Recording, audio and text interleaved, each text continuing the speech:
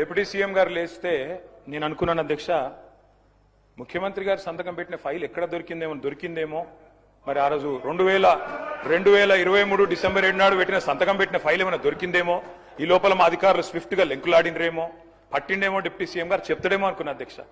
లేకపోతే ఆ సిట్టో పిట్టో వేస్తారేమో, వేసి చెప్తారేమో ఫైల్ ఎక్కడ మాయమైంది. ముఖ్యమంత్రి సంతకం పెట్టిన ఫైల్ అంటే మజాక్ కాదు కదా అధ్యక్ష, చాలా గొప్ప విషయము. తొలి సంతకం అభయహస్తం అధ్యక్ష, చెప్తారేమో అనుకున్నా అధ్యక్ష. 2.5 ఏళ్ల అధ్యక్ష సంతకం, ముఖ్యమంత్రి సంతకం పెట్టిన ఫైల్కే దిక్కు లేకపోతే ఈ రాష్ట్రంలో వీళ్ళ మాటలు ఎవరు నమ్ముతారు అధ్యక్ష, ఎక్కడ నమ్ముతారు? అందుకే అంటున్నా అధ్యక్ష, zero value to this government, zero value to this CM అధ్యక్ష. అధ్యక్ష వారు చెప్పారు, ఇగో ఒక్కో కుటుంబానికి 2,50,000 రూపాయలు ఇస్తామన్నారు అధ్యక్ష సంవత్సరానికి. అధ్యక్ష 1,10,00,000 కుటుంబాలకు తెల్ల రేషన్ కార్డులు ఉన్నాయి. మరి ఆ లెక్కన ఒక్కొక్క కుటుంబానికి 2,50,000 రూపాయలు ఇస్తే, వారు ఫైనాన్స్ మినిస్టర్ కూడా, వారేం ఆషామాషి మనిషి కాదు, ఫైనాన్స్ మినిస్టర్. వారు చెప్పే ప్రతి మాటకి వజన్ ఉంటుంది, విలువ ఉంటుంది.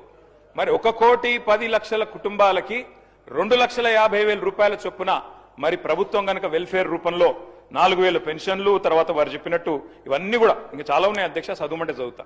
ఇవన్నీ ఇచ్చిన మాట వాస్తవమే అయితే 2,75,000 కోట్ల బడ్జెట్ కావాలి అధ్యక్ష. 2,75,000 కోట్లు దీనికే. ఏది ఈ 2,50,000 కుటుంబానికి ఇవ్వాలంటే, 1,10,00,000 ఇవ్వాలంటే ఇచ్చి ఉంటే, మీరు చెప్పినట్టు బట్టి విక్రమార్క గారు చెప్పిన దానిలో అనుమాత్రమైన వాస్తవం ఉంటే 2,75,000 కోట్లు మీరు ఈ లోపల సంవత్సరానికి ఇచ్చి ఉండాలి. ఇచ్చారా అధ్యక్ష? చెప్పగలరా? బడ్జెట్ లో పద్దుల వారీగా చెప్తారా? ఇంకో మాట అధ్యక్ష, బడ్జెట్ అని చెప్పేది